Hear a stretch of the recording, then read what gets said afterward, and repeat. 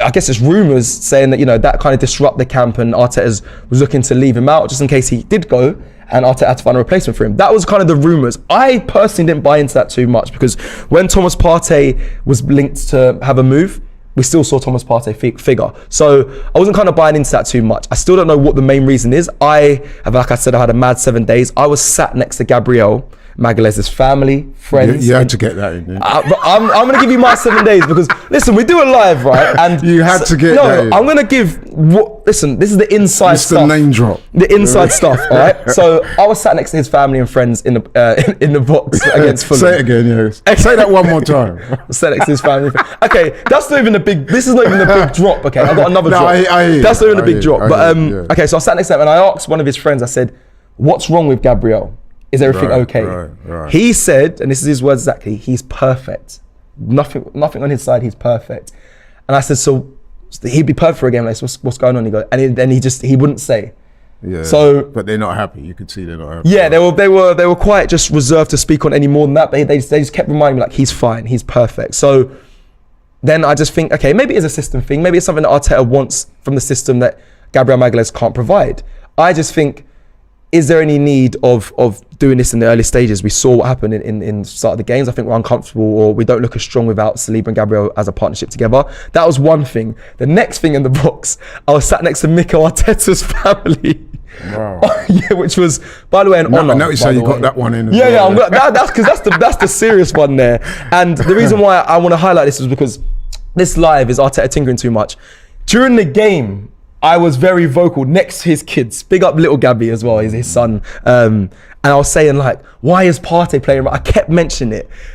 Obviously, they kept looking over, but I am. It's something that's frustrated me. From before, I've seen it work. I agree with, listen, if you haven't seen the fan cams over the weekend, please check them out. I think they were sensational from various fans.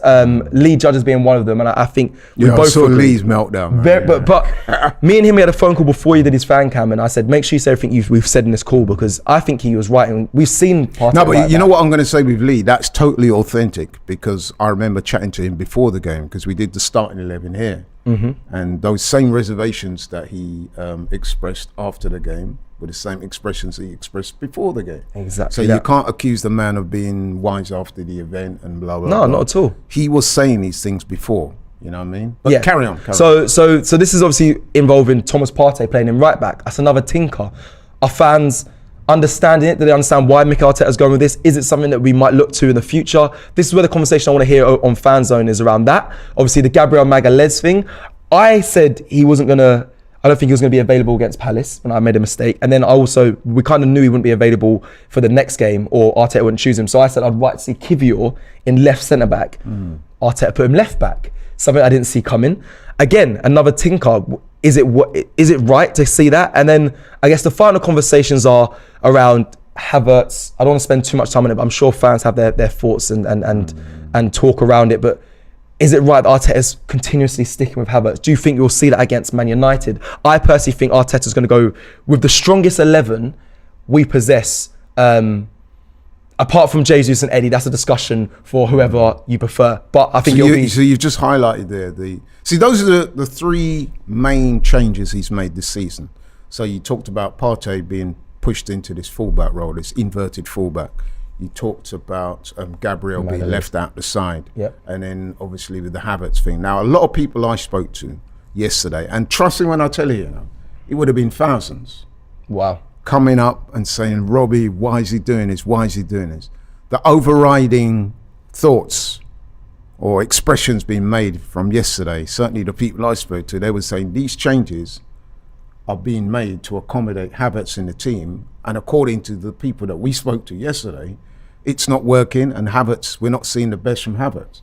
So a lot of people are saying, listen, man, for the game against Man United this weekend, which, let's face it, is a big game. It's always a big game, Man United. But you know, this game's coming so early into the season. It's a massive game. And people are saying they want things to go back to the way they were. You know what I mean? They want people to be played in their right positions, 100%. i.e. Partey and Gabriel, and they want to dispense with the system. And if Havertz has to be sacrificed for that, dropped, then that, regardless of whether we paid 65 million for him, don't try and shoehorn him into the team if it ain't working. Because at the moment, what the fans are telling us, and again, I stress what the fans were telling us yesterday, is that it's not working, and Havertz has to be benched and has to earn the right to play rather than just shoehorn him in the team. I hear that. Now, again, the conversation can be stretched further. The Kieran Tierney loan as well. Are fans happy with that? I still think that is a tinker, because I feel like we're leaving ourselves a little thin. I know we spoke about it last week. Also, Trossard starting.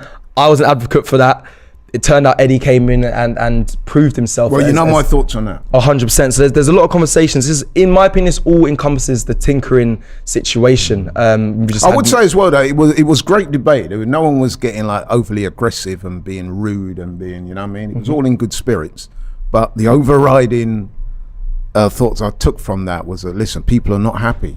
They're saying, listen, we back Mikel, but we don't agree with the changes. We don't agree with the tinkering. He's got to untinker the tinker, as I said on my fan cam the other day, and get back to what we know in does work. I saw someone comment saying Tinkerbell, and that did make me laugh. But we got a caller on the line, so we got our headphones in. Yeah, we have Brandon in the wings, and I would love to get. It's a big one. He's gassing a lot of people up. I believe Brandon, if you are there. Hello, Brandon. How you doing, guys? You right? Bro. Yeah. I mean. We can't hear you. Unfortunately, Brandon, we can't hear you. I don't know if you'll be able to sort out your sound while you do that. We can, I'm sure, have a discussion here. But Brandon, be waiting for him to return. But again, Brandon is back. Hello, Brandon. Yeah, can you hear me now? I can hear you loud and clear, Brandon. There's a bit of a delay, but that's fine. Let's get into this, Brandon. Is Arteta tinkering too much for you as a fan, or do you think this is the right way to go, considering how we saw last season? We didn't really have a plan B. Where are you at on this conversation? Well, it's not really a plan B, to be honest with you, Cecil. We're playing the same way. I'd understand it more if he was trying to play a different way, as it to be a plan B. But yeah, playing players out of position, square pegs, round holes, not good enough for me. I'm sorry, but you got Gabriel sat there on the bench. Him and Saliba, up until Saliba's injury last year, was arguably the best partnership in the Premier League. Why would you break that up? You got Ben White, who, in his first season at Arsenal, wasn't really that great at centre-back, but he really excelled last season at right-back. Why are you moving into centre-back? Play him at right-back. And the thing is, that the annoying thing is there's options there. There's no reason why Mikel Arteta, if he wants to do this inverted thing and Zinchenko's not available, that's fine. Why not do what Pep Guardiola's doing at Man City? Play 4 centre-backs, because that's basically what Ben White, Saliba, Gabriel and Kivior are, and then have one of the centre-backs step out into midfield instead, like what Man City do with John Stones, rather than having this inverting coming in from the fullback position, because it leaves us exposed. Brandon, sorry to cut you. Let me just go into what you said there, because you said about Saliba and Gabriel were the strongest partnership, and you agreed when Saliba went down last season. It felt like that's where Arsenal kind of threw away the league. That was the main reason, in my opinion, for that as well. Do you not think Arteta might be trying the Saliba and Ben White centre back just in case Gabriel goes down towards the end of the season, and they're trying to build a relationship there? Do you think there's an argument in that? Yeah, there probably is an argument in that, Cecil, but I look at our transfer window for an example. We bring in Timber, and that's great. He looked like a great signing, but since he's gone down and been he's going to be a long-term injury, we haven't actually entered the market to try and address that situation. And if anything, it's looking like we're trying to move defenders on, which begs the question to me, what on earth is this football club doing? Because again, we go back to last season. I spoke about the William Saliba injury, right? And ultimately what happened was we was left short in defensive areas last season, and the William Saliba injury affected us massively. Now that we've let Kieran Tierney go out on loan, and it looks like Rob Holding's about to move on as well, we're actually left with less defensive options than what we had last season. And it wasn't good enough to win us the league last season. So what makes anybody think it's good enough to win the league now? And the thing is okay, he's trying something new. Yeah, he's obviously trying to prepare. Yeah, he's trying to find an in-house solution to this. But Thomas Partey at right back simply doesn't work. And I'll even throw the argument out there, right? People were blaming Bukayo Saka for that early goal we conceded against Fulham.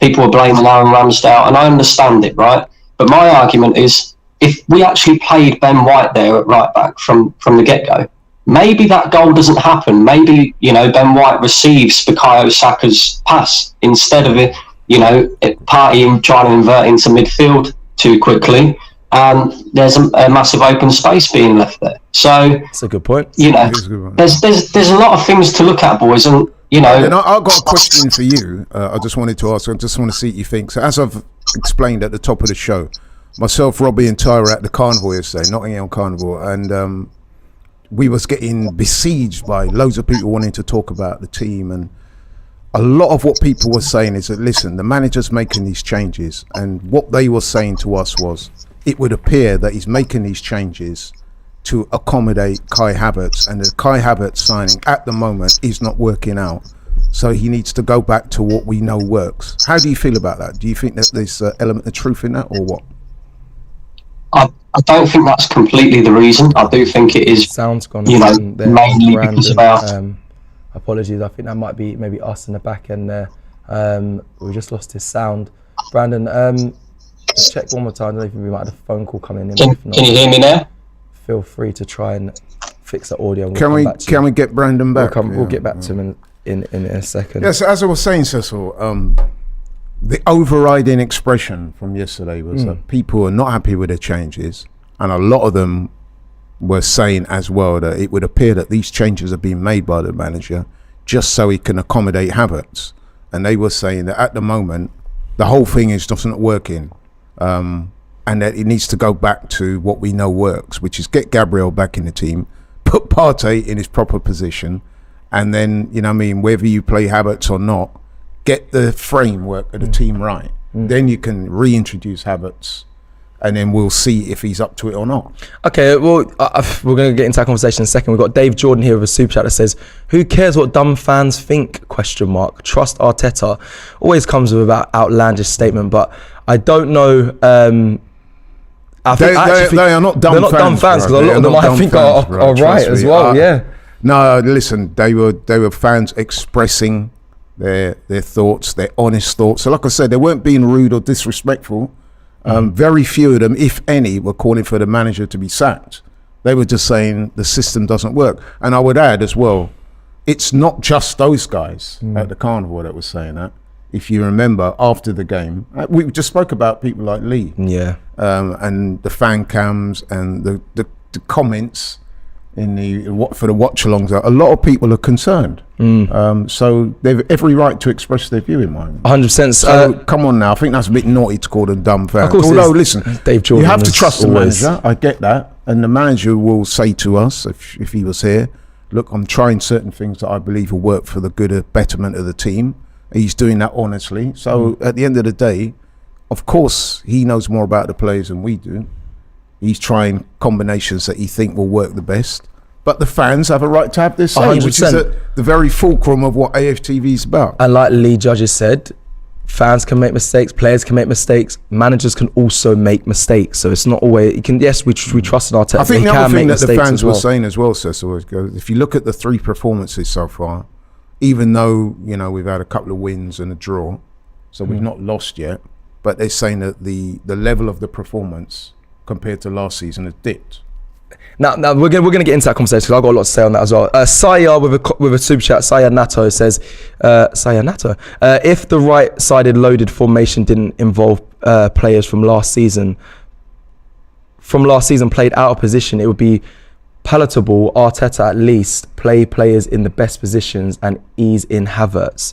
If the right side loaded formation didn't involve players from last season played out of position, it would be palatable. Arteta at the least play players in the best positions and ease in Havertz. I mean, let's be honest. Can we honestly say that we are a better team with Gabriel Magalhaes not in the side? I say no.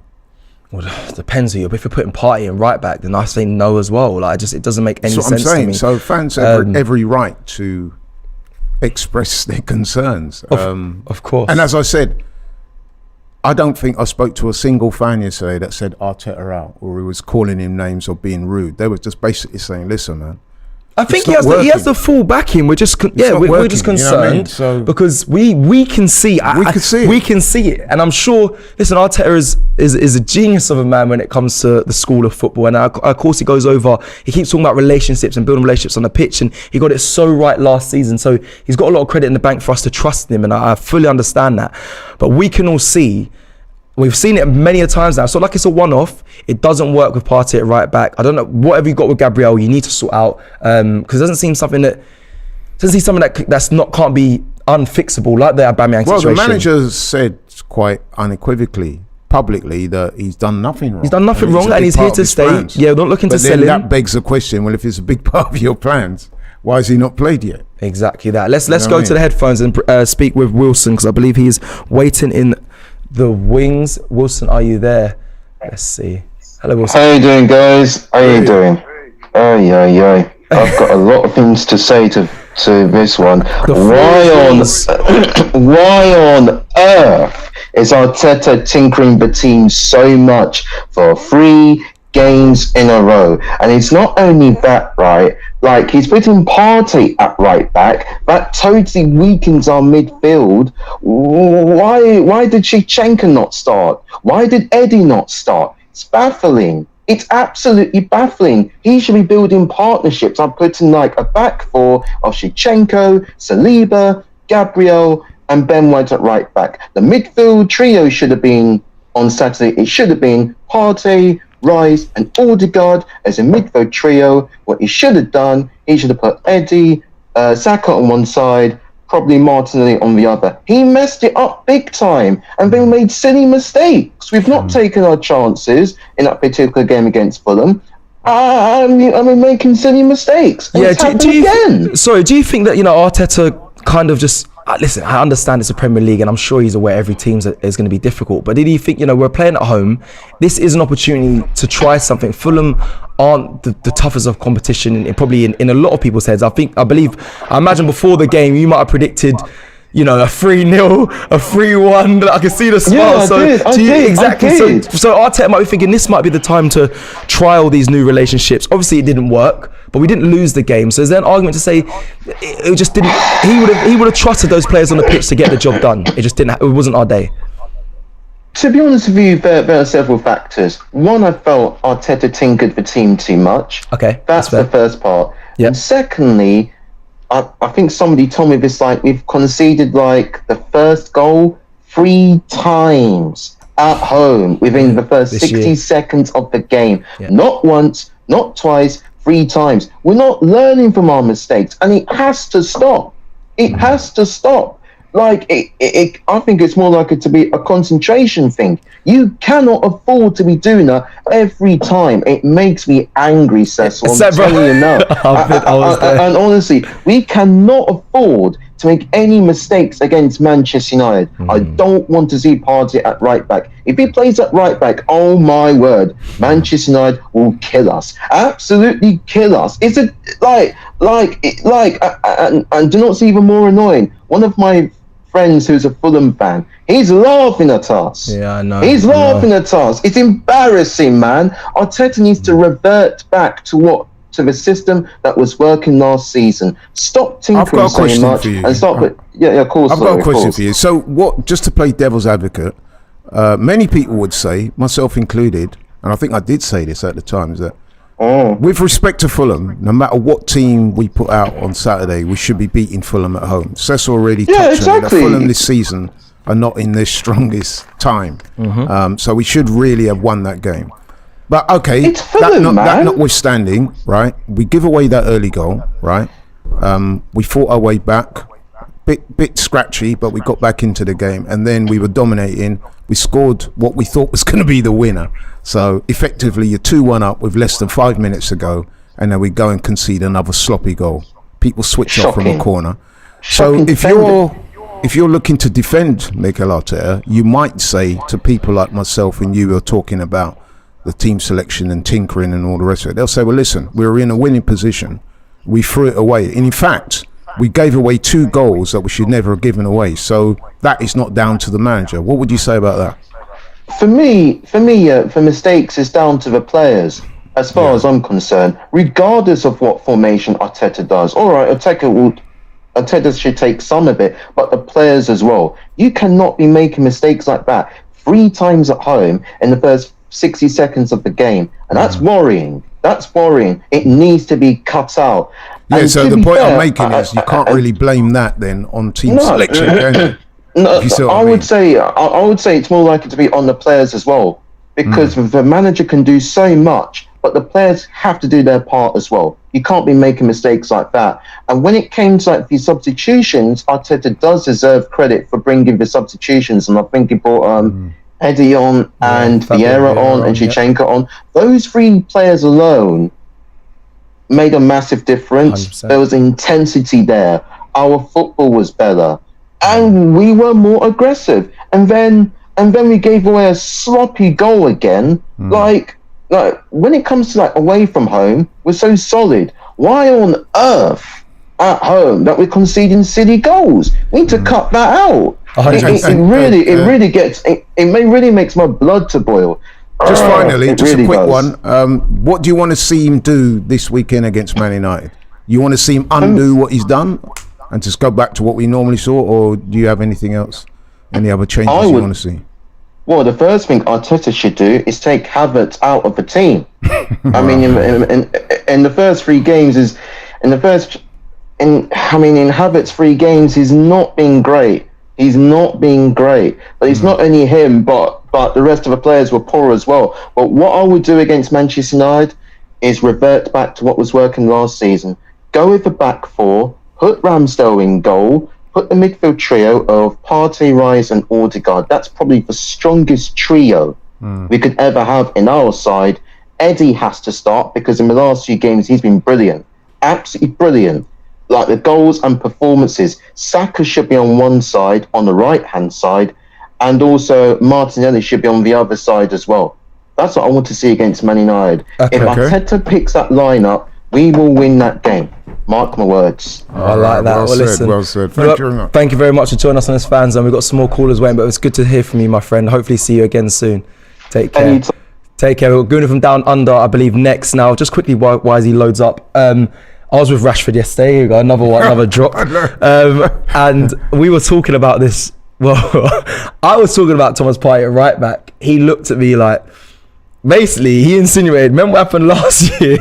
Or last time we played at your place and Partey and how he put it through his legs and that. And I just feel that I genuinely believe. So you allowed Rashford to clown one of our players? No way did I allow it. I said, listen, right. you better be I ready. hope you put him right on. No, because I said to him, I genuinely believe Arteta will go with the strongest 11. I expect to see Saliba and Ben White. Saliba and Gabriel, and I expect to see Ben White right back. I spoke to his family as well, and they looked a bit worried when I mentioned that. Because I said, I don't know. No, but do you really think that Arteta's going to undo all of those changes? I'm not so sure. 100%. Because he seems to me like a guy that is quite determined, strong-minded, and quite focused on what he wants to do.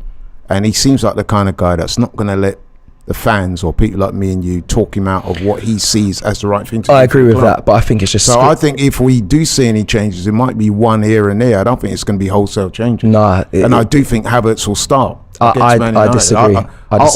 Let's have a bet on it. Let's have a bet on it.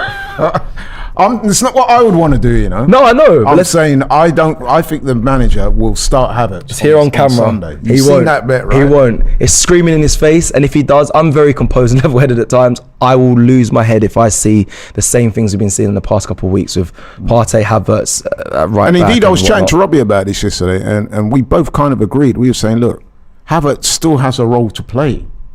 It's just that we don't think he should start. We think his performances up until now suggest that it's a player that needs to be properly assimilated into the team. 100%. So if you take him out of the firing line, it might actually be better for the player, because I don't know if you know, man, but there seems to be a little undercurrent of fans expressing their, how can I put it, discontent at Havertz's performances so far. Of course. I mean, you don't really want that to build, do you? No, of course not. So it might be better for the player even. But it might be better for the manager. Just take him out the firing line. Sorry to cut. Yeah, take you out the firing line, but also to have the best start possible with the strongest 11, because we keep conceding early at home. So let's just start with the best foot forward, and then we can start introducing players. But anyway, let's get to our callers. It's not us. It's you guys. So people in the green room, who we got next? Hello, Gunnar from Down Under. Hey guys, thanks for having me on. No worries, lovely to speak with you. All the way from, is it Australia or New Zealand? Where down under we talk? Yeah, we're talking Australia down under. Okay, lovely. Thanks for the time, by the way. A nice 9:30 p.m. No stress. Well, it's nice, and it's a good time for us as well. It's 12:30 here, so it's noon. But I want to get your thoughts basically over this. Is Arteta tinkering too much? You, as an Arsenal fan from Down Under, what have you made of the start with all these changes at Arsenal? I've sort of got two main points. First, I'm going to preface by saying this is not my main 11. I don't think it's what I would personally do if I was the manager, of course. But I think we do need to find more combinations that work. We're in the Champions League this season. We sort of just can't rely on one 11 week in, week out. Agreed. It's not the Europa League where you can play that second string and just rely on them to get you past the group stage. We're going to be playing a lot of games, and we're going to have to find more than one combination that works. Okay, so give me your solution to that then, because I actually hear what you're saying there a lot, in my opinion, in your opinion as well. I understand that we have to find new combinations, new relationships, but there is ways of doing that without doing this over tinkering, which I think Arteta's doing. So have you got a kind of solution to what you would like to see him trial that you think should get the job done in these lesser games? I know that sounds harsh, but the lesser games. I think the main thing is, like, as hard as it is, we got to accept that Arteta's always going to play with an inverted midfielder or inverted winger. And the fact that Timber's gone now, Tierney could never really play that role. It's sort of Zinchenko who's injury prone, and then as bad as it is, I guess Partey plays at the second best, but then you're taking out the key cog of our midfield and bringing him out, which is the problem. I think we got to go in and try and find someone in the transfer market who can sort of be Zinchenko's understudy, right, and fill that void. Because you see Zinchenko did it for 30 minutes, but he didn't have 1 minute of pre-season. I'm assuming that's why he didn't start. It's not like, he was out for a couple of weeks and then was able to play again. Agreed. He didn't get any minutes at all in pre-season, so I think it's going to take a little bit longer for him to be able to play that 90. Yeah, he hasn't played in 4 months. That's what Mick Arteta kind of doubled down on his press conference as well, to say, he needs to be integrated in slowly. He hasn't played in a long time. But I believe that's the reason why we what you're saying is why we signed Timber. Obviously, due to his injury, he's not available. But so you saying Arsenal should go back into the market and find someone kind of to patch over that crack until Timber returns? I think so, because otherwise, if not, I think any game Zinchenko doesn't play, it's probably going to be Partey at right back. Yeah. I don't think we have someone else that can invert. And I think if we win that game against Fulham, I guess a lot of this tinkering talk may not happen because it's sort of put on the back burner until we do lose. Agreed. But we had enough chances to win as well. Like Saka had a header in front. Martinelli had about 4 chances that went straight to Leno. Havertz missed an opportunity right in front of goal. So I don't think it's as bad as we think because we drew, but we just know that it's not the peak of last season. Okay, listen, thank you so much, Gunnar from Down Under, for having you on today. I really appreciate your words, and we'll try and accommodate this timing as well more so you guys can get onto the fan zone and have your say as well. So thank you very much. Thank you very much, bro. Respect. Take care. I believe we have Anthony next. Thank you so much. Oh, sorry. Did you? Oh, sorry. Sorry. Apologies there. The sound, our headphones are dipping in and out. Anthony, you there? Hi, can you hear me? I can hear you loud and clear. Okay, cool. Yeah. Perfect. I want to see if we can bring, in a second, hopefully we can maybe bring back Gunnar from Down Under at the end of this to see if he can have his final say. But Anthony, while you're here, let's talk Arteta tinkering too much. I want to remind people as well, we didn't lose to Fulham. We did draw. I know it was frustrating to watch, but we didn't lose. But Anthony, how are you feeling on, this whole conversation around Arteta tinkering too much? Are you saying he is, or do you think, it's fine? I will like to tender my rebuttal on this. We tend to be distracted about the because our expectation has not gone to plans. First off, we should all remember that Arteta is not a foolish manager. He's a very smart guy. Okay. And secondly, he sees these guys every day in training, okay? So he knows what we're doing, so we should just give him a break. I've seen the comment section, a lot of people has been calling for his sack. I know that's the most ridiculous thing to say. Don't worry, okay, right, okay. Going forward, what I think is we still need a striker. Because with that Fulham game, regardless of the goals conceded, we had many chances. There was nobody to put it away. Eddie is trying, but he's not good enough to lead the line. That's just the thing. Respect to the man, but we still need to look for someone that can put away these goals. We need someone that, given say about 3 chances, will put away 1. Listen, I hear a lot of fans saying this, and at times I echo it, but at times I have to say we have to get behind the players that are there currently at Arsenal Football Club. I understand people want a striker, but who can Arsenal get right now on the market that is going to be that level raising, is realistic? And remember, the window closes in, what is it? We're Tuesdays in 2 days or 3 days. Sorry, so Friday. So it has to be a realistic signing. And we've got Jesus, we've got Eddie, we've got other people that score goals from other positions. So I hear you. I would love an Ivan Toney. I would like another striker, but right now it doesn't seem possible to get this striker that everyone's glorifying. I realize that. I mean, I know I'll be surprised if we go out there to spend another 100 mil or more. I know that I don't see that happening in reality. Okay, but I think right now I hope rather that the board will be thinking of opening a negotiation behind the closed doors for Ivan to come in for January. Anyway, going back to what I was saying, people are having a lot of go at Havertz. Havertz needs to integrate into the team, and the only way you can do that is to play. Give him a chance. I think he's going to come good for us. Just give him a chance. Let me take you up on that then, because a lot of people I spoke to yesterday, and believe you me, it was a lot of people, and they were saying that, listen, man, Havertz, we don't know long term whether it's going to work, but for now, let's go back to what does work. And they would like to see Havertz out the team for the game against Man United. So I'm going to put you on the spot, my friend. I agree with that. Havertz on I would Sunday. not start him. No, I wouldn't start him on Sunday. You wouldn't? Okay. Right. No, I wouldn't. Yeah, I'll rather have I don't know. I'll rather have somebody else there, but not Havertz. See, what people are saying is they want us to go back to the 4-3-3. They want us to go back to Gabriel back in the team. And they want a midfield three of Partey, Rice and Odegaard, and Martinelli, Saka and AN other up front. Yeah, I agree. You're saying you don't want that to be Havertz, obviously. Yeah, for this other game at least, because the Palace game and the Fulham game, I would say it was a low risk game, so he could afford to experiment with those two games, but not with the Man U game. Yeah, so basically what you're saying is you want that experiment to come to an end for this game. And that, my good friend, is basically what a lot of people were saying yesterday. They weren't, and I want to stress this, they weren't overly being critical. Most of them weren't anyway. I didn't hear anybody calling for the manager's head. I didn't hear him being called any derogatory names.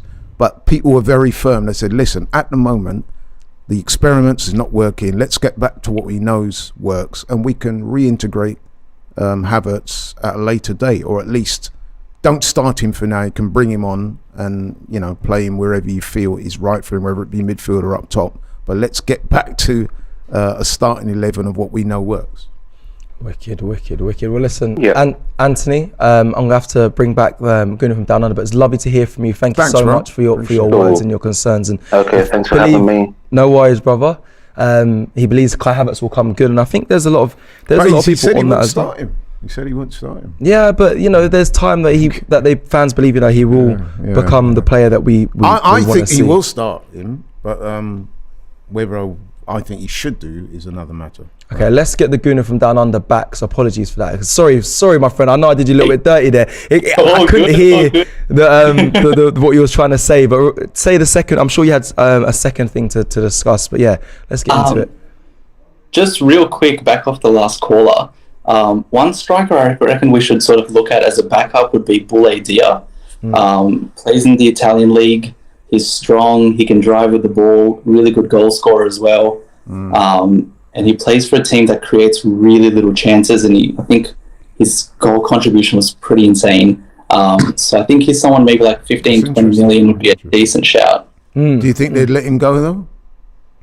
I think the Italian league is probably struggling financially as a whole. So I think it might be a good chance. Interesting. Would you say that's priority more than cover for Bukayo Saka, that player playing up front? I think it's just someone, at least a striker, because then you can bring Jesus to cover for Saka. I think Jesus' sort of best reign for City as well was on the right, I think. And so you can sort of cross, you can drive the players one-on-one, and I think he'd be a pretty good backup right wing. Okay, well, it's a good option. I'm going to make sure I check out the player you mentioned as well, just to see, because I have some left field solutions to strikers, but again, they're just not proven in the Prem, and it is a big risk. And I feel like those sort of players, it's a lot of pressure coming in, especially when we're looking for someone to be a bagsman. Yes, they can be in the Italian league doing, might be doing okay creating goals. When it comes to Premier League, it's a whole different story. So it's just it's a conversation I keep having with fans, but I think realistic wise, I don't see Arsenal bringing another striker personally by the end of the window. Well, it's interesting because we've just about to let a striker go to Monaco, Balogun, who did very well in the French league last season. So, yeah, watch this space. Well, listen, thank you again, Kuna from Down Under, my friend. Take care. And I do like a sort of shameless plug of my channel. Of course you can. Why not? You're here, my friend. This is just about you. Yeah, it's about fans. Go. If you guys want, subscribe to Gooners Down Under TV. It'd really help out. So, Well, you've got Thanks for one the platform. subscriber. I'm going to subscribe straight away. So. And I'll make sure the channel goes and follows you as well. So thank you so much for joining us. Schooners thank from you. Down Under, man. Take care. Nice one. Thank you so much. We have another caller waiting straight away. Back again. Here we go. Hello. Hi. How are you? I'm alright, thanks. A little bit stressed, can't lie. Stressed. I'm stressed. It's crazy, isn't it? We're 3 games into the season, and like I think before the season starts, you have such high hopes. Everything's good. You got Timber, you got new signings, you got Declan Rice. How much thinking? Do you know it's going to be fine? 3 games in, it's only been 3 weeks, and the stress levels are straight back like were there last season. It's just because I've got where I'm from. It's like a lot of the people around here are Man United fans, Liverpool fans, and you got Man City fans. It's hell for me. So I'm like the only Arsenal fan really around here. Oh, where are you from? What location is this? Don't have to give your exact location. I'm sort of Stroud, Gloucestershire. Oh. Yeah, I know. So like Birmingham's. That's so basically. I went to Stroud yesterday. It was all Man United fans. Honestly, it's horrible. Well, this Sunday will be a big, either confidence booster, or it might be a bit of a misery. But let's hopefully it'll be a confidence booster come Sunday. But I want to get your thoughts on Arteta tinkering and where do you stand with it? So I went so the Emirates Cup. I thought we played all right, and I was like really happy. Then we had the Community Shield, gassed. We beat Man City, and then it feels like the first game. He then decided, oh, I'm just going to mess it all up and just totally like change it. And I feel like he's been too much like Man City. Right. If Pep does it, he then has to do it as well. Like last season with the whole inverted thing, Pep did it. And then he was like, okay, we get Zinni, who I think is a great player, by the way. But then he then has to do it. I feel like we're trying to be too much like Man City. When we play and stuff like that. There is a counter to this. There's a counter that, Man City now use their centre-backs to drive into midfield. There's also, they've got Haaland, which I think is a difference to what we have up front. But I think people do criticise, him trying to look up to Pep. But I actually think he's trying to stay away from that. I think he's trying to find his own new solutions. But I just don't think they're working, which is, I think, is what's frustrating a lot of us. But yeah, your thoughts on that, go on. With Arteta, I love him, he's a great man. He's the best, because I was born in the 2004, so I never got to see Arsenal win the league. So I'm one of these people who haven't saw Arsenal. Last year was really good. Yeah. I love Tierney. He's one of my favourite players, so I don't get why Tim has gone down injured for however long. We got rid of Tierney, and then Was that a mistake, do you think, from Arsenal? I think it's a mistake. And I don't think Partey should play him right back. I think Ben White against United should go Ben White, Saliba, Gabriel, like you said, and then probably whoever Zinni at left back, last season, because it works. 100%. And we came second. Hopefully this year will be first. That's what I think, anyway. Okay. Well, listen. Thank you so much for joining us, having your word, and having your say. We've got Mans next, but thank you. Take care, my friend. Good luck with all the Man U fans, man. Yeah.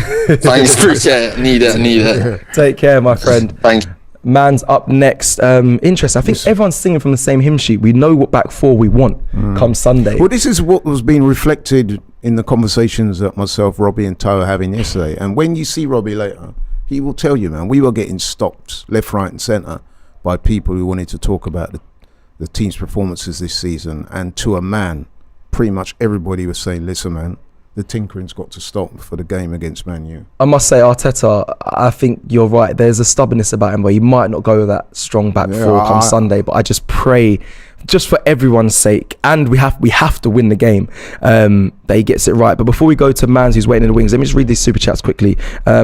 Because we haven't forgotten about you guys in the chat as well. We see you, don't worry.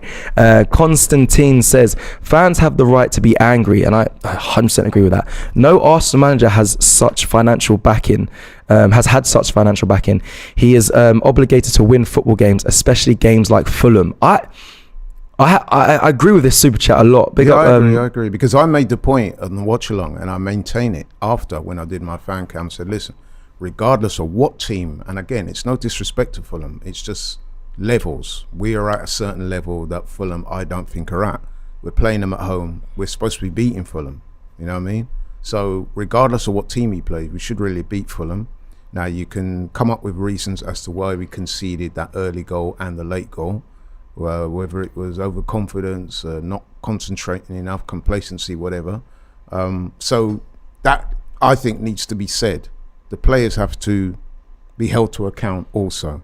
But what people are saying to myself, Robbie and Ty yesterday is, if you look at the 3 performances, the scratchy win against Forest, okay, I thought the performance against Palace was decent, but then the performance against Fulham was a bit lackluster. And people are putting those performances down to the fact that the gaffer has changed things and they feel it's not working. Yep, I agree there, Laurie. Alex with another super chat says, Mikel is to blame. Round would have been against this. Depth was essential, but Mikel tweaking too much is causing confusion. We don't have the players for this tactic, nor does it play to our strengths. And also Adam Watt as well sent a super chat. Thank you very much. I do think we all are suffering a little bit from last season's psychosis, a little bit, in the sense that how well we started last season, a lot of us as fans are holding on to those feelings and emotions. I'm very much speaking for myself here as well. I'm trying to pull away from it, but I feel like because we started so fast, I think it was like 10 wins. And as I said, Cecil, the other overriding expression wasn't just the fact that the manager has made changes, tinkering as they put it. They're saying that the reason why he's doing that is to accommodate Havertz, and so far the Havertz signing is not bearing the type of fruit that the fans would expect to be seeing. So they're saying, listen, man, bench Havertz for the game on Sunday. And reintegrate him or reassimilate him as appropriate, rather than just shoehorning him in the team. I think fans are looking at Havertz way too much. I'm not his biggest fan, but when it comes to how his performances so far, telling you, but I know I just feel like we're putting too much on him. But anyway, let's go to Mans, because I know he's been waiting. Apologies, Mans, are you there? Hey, Mans, again. Big up, Mans. Hi. How are you? You got your hood on this time. Lola, I saw you back last week. You seemed like you were just chilling in the sun, but now you got your hood on and you don't seem too happy. Arteta tinkering. Where do you stand with this? Yeah, I got a hoodie on because the weather here changes as much as our system. So it was, every week something new. But yeah, listen, I understand the fans' reaction because last season we had a very good season. I think we won our first 9 games out of 10. Everything was fluid. The system seemed to be working. And ultimately, when you're going to change from that and the results aren't going to go your way, of course, fans are going to start panicking. So that's a perfectly normal reaction. But I understand why he's doing it. I don't agree with why he's doing it, but I understand why. The reason why he's doing it is Arteta has identified Kai Havertz as a Xhaka replacement in the summer. He's seen attributes clearly to bring him in as a number 8. But I think he also decided to replace a box-to-box player with a more attacking-minded player. Okay. So Xhaka was a very box-to-box player. He was very good defensively, and he was contributing in an attacking sense as well. Whereas here, Arteta, I think he's decided, I'm going to bring a more attack-minded player, but I'm going to reinforce defensively as well because I cannot play Zinchenko and Havertz. So that's why he's got Timber. Yeah, right. So he's had that plan. Whereas last season we had Xhaka, who was defensively better than Zinchenko. But is Havertz strong enough offensively though? That's a very good question. That clearly Arteta thinks yes. I personally don't see these attributes that Arteta is seeing in Havertz. Personally, I don't. But he's seen it. Then what? Then the problem he has is Timber gets injured for a whole season. So we don't have any other fullback who can play inverted and an inverted fullback from the left side. And Arteta's system revolves around an inverted fullback, at least from one side. So because we cannot play Zinchenko. Oh, are you there, Mans? Your signal. He's just cut. Mans has just cut. But I feel like he's on something. But let's see if we can get Mans back later. Let's go to the next caller. Oscar from Germany, I believe, is waiting in the wings. Let's see if Oscar is there. Oscar. Hey guys. How are you? I'm doing great. Considering the weather, but I'm doing good. Okay. What, is that an Arsenal burgundy? Come on, my guy. It's nice. I like that one still. Yeah, I'm just sorry. I know I should be concentrating on the conversation, but it's a nice jacket. Listen, Oscar, pick up my friend. Let's get straight into it because we just had Mans on and he says he understands the tinkering. I have a super chat which I'm going to read a bit later, but he understands the tinkering. Are you with this Arteta tinkering aside or experimenting, or do you think it needs to be honest, stop? not really, because as the saying goes, if it ain't broken, don't try to fix it. I think we had a good thing going on. We played very well last season. I mean, towards the end, we all know what happened, but we played really well. I think the partnership behind. I think every Arsenal fan knows our best starting 11. Maybe Eddie, the conversation between Eddie and Gabriel Jesus can be discussed, but we all know our best starting 11. I try to understand what he's doing, but I don't get it. I don't get it. You said we all know the strongest 11, but do you think that is because we might be too predictable, and that's why he's doing these experiments? Perhaps, but still, I think the fans once we got Declan Rice in, every fan wanted to see the combination of Declan Rice and Partey in the midfield. Like, we're dying to see that because we know we'll bust the midfield. Fair. We just know that we'll destroy everyone and give Odegaard the fluidity and creativity to do what he can do. But right now we see him defending a lot, trying to cover spaces, and he loses his creativity a little bit. So I understand the Havertz addition, but I don't want to judge because he's the boss, but I don't think Arteta is doing him a favor because coming into a new squad, the fans are not very excited about it, and I think the players as well feel like they're changing the system to feed him in. So it's not easy for him as a player. So I feel bad for Havertz. I think he should slide into the team progressively and try to increase his performance once he comes off the bench. But it's not a given to walk into an Arsenal squad and the dressing room and just get the starting position. It just doesn't make sense, you know. So I think it's difficult for the player as well. 100%. Yeah. No, that view is one that was widely expressed yesterday, and I repeated that the fans that we spoke to at the carnival weren't necessarily having a go at the manager. They were just disagreeing with the tactics and the formation so far. So yeah, and I think you've reflected that. So well done. Thank you very much, my friend, and thank you for joining us and having your say. And hopefully, you must call back, man. Yeah, you must. Yeah, exactly that. Please join us. Big shout out. I'm a big fan of the channel. You guys are doing an amazing job. Shout out to Robbie and the rest of the crew. Oh, thank you. Yeah. I'll let him know that for sure. Thank you very much. Greetings from Germany. Take care. Cheers, bro. Thank you. But you know what, Cecil?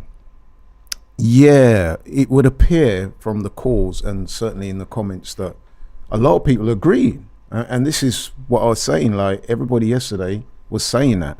And what I want to know is there anybody that agrees with what Arteta is doing and disagrees with the likes of what we're saying? Well, we have are there anybody? I mean, we had the guy at the front of the show, but I thought he was a little disrespectful by calling fans that disagreed with it dumb. But is there anyone out there that can articulate a reason as to why they feel Arteta is doing the right thing and why they don't have a problem with it? Well, let me run to the poll, which has 1,927 votes. Is Arteta tinkering too much? And 82% of us say yes. And that's quite a significant number, It's quite a big number. For a poll. And 18% say no. And I've got a super chat here from Jezart27 says, Mikel is experimenting, not tinkering. We need adaptions and options for later in the season.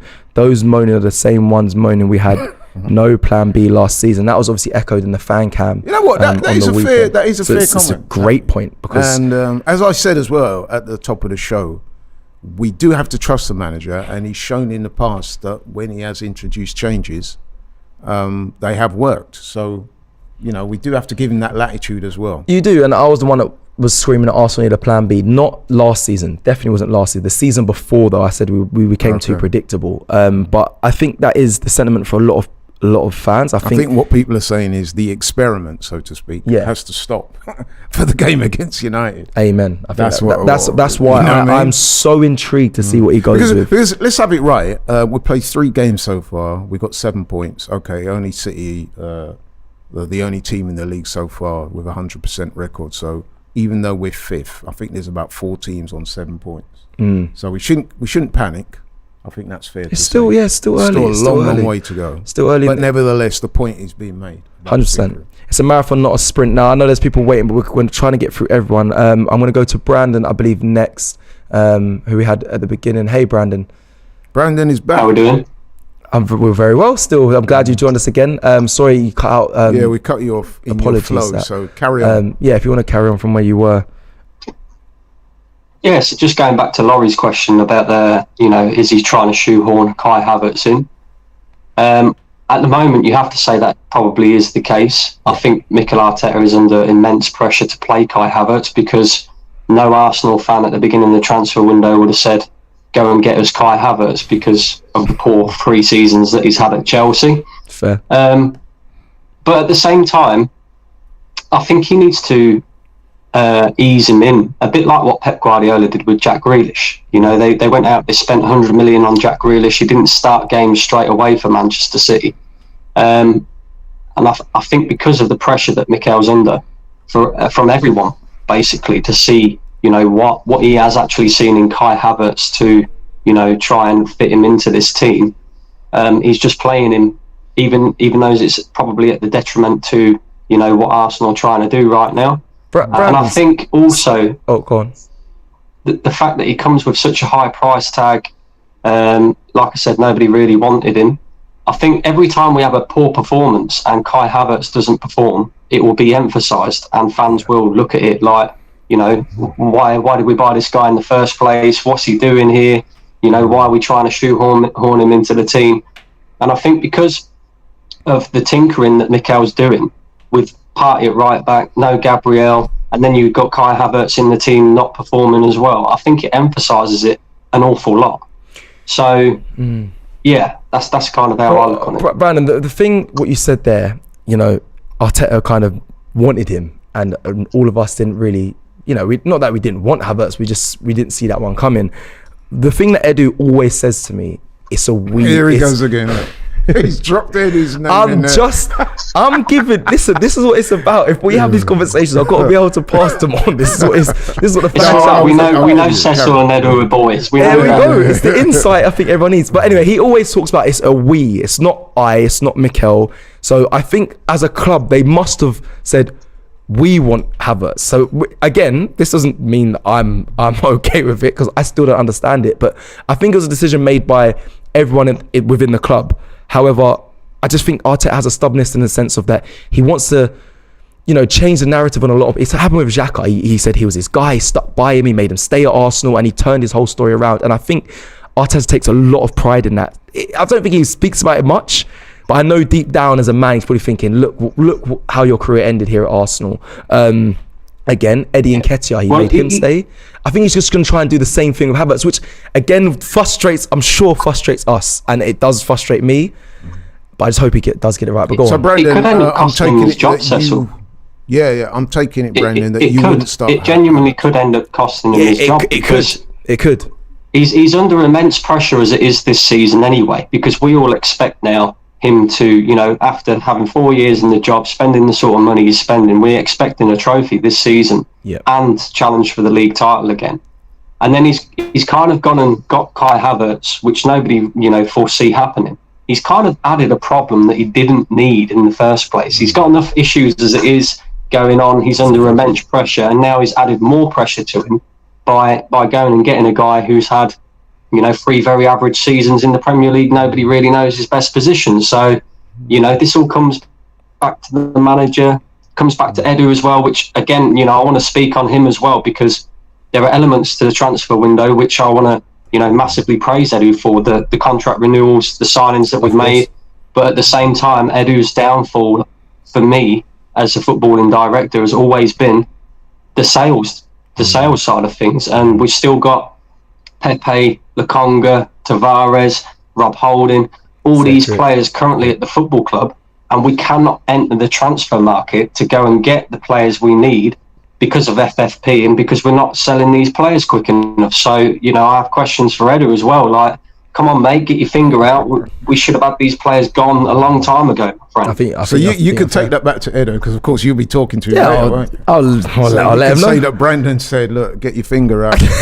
Sort it out. Tell him, get your finger out. Stop these barbecues. I'll let him know. Do you want to go with the last question for Brandon, Laurie? No, I was just, it was a very good call, and I was just going to get Brandon's thoughts on. So Robbie, when he was being mobbed by all these people and they're all screaming at him, stop the tinkering, Robbie was saying, making the point that it might be an idea for Arteta to maybe take Havertz out the firing line on Sunday against Man United for Havertz's own good, rather than, you touched on it, all the pressure being on him.